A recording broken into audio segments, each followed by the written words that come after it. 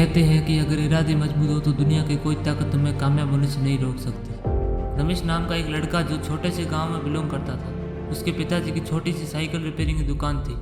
इसी दुकान से कमा कर अपने बच्चों का पालन पोषण और पढ़ाई लिखाई करते थे। एक कहावत है ना कि बुरी आदतें किसी भी इंसान के सारे गुणों का महत्व खत्म कर देती है। ऐसा ही कुछ रमेश के पिताजी के साथ हुआ। इसके पिताजी शराब का सेवन करने लगे और इतना करने लगे कि इनके शराब पीने की गंदी आदतों ने इनके पूरे परिवार को सड़क पे ला दी।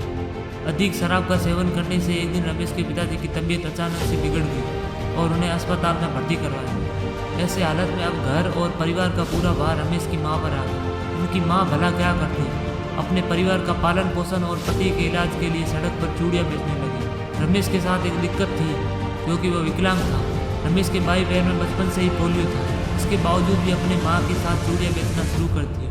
किसी तरह करके पिताजी का इलाज हुआ, लेकिन कुछ दिनों के बाद रमेश ने अपने पिताजी को खो दिया।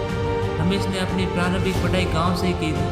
उसके बाद आगे की पढ़ाई के लिए इसने अपने चाचा के घर गांव से दूर चला गया और जब पिताजी का निधन हुआ तब रमेश 12वीं में पढ़ रहा था। पिताजी के निधन की खबर मिलने के बाद रमेश का घर पहुंचना बेहद जरूरी था, लेकिन इसकी आर्थिक स्थिति इतनी बुरी थी कि पिताजी से मिलने के लिए आने तक का किराया नहीं था।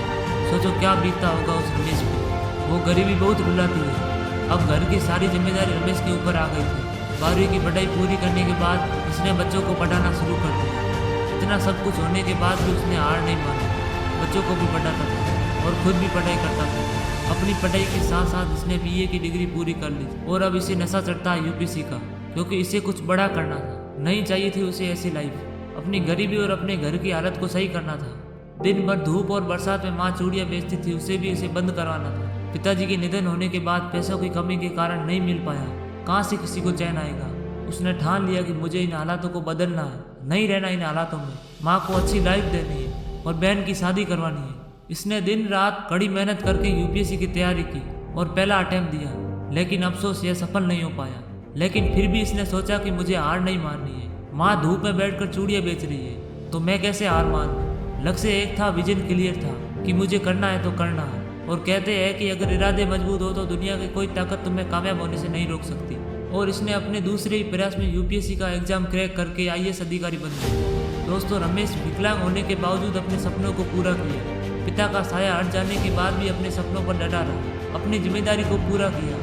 तो तुम पीछे क्यों हटते हो? देखो, हर गरीब परिवार में एक ऐसा योद्धा जरूर होता है जो उस परिवार को गरीबी से निकालकर हाई क्लास फैमिली में बदल सकता है। और वह कोई नहीं, दोस्त आप खुद ही हो। खुद को पहचानो। कुछ समय आराम करना और ब्रेक लेना विकल्प हो सकता है, लेकिन घुटने टेक देना और हार मान लेना यह कोई विकल्प नहीं है। दोस्त, उठो, जागो और तब तक मत रुको जब तक लक्ष्य की प्राप्ति ना हो। जय हिंद।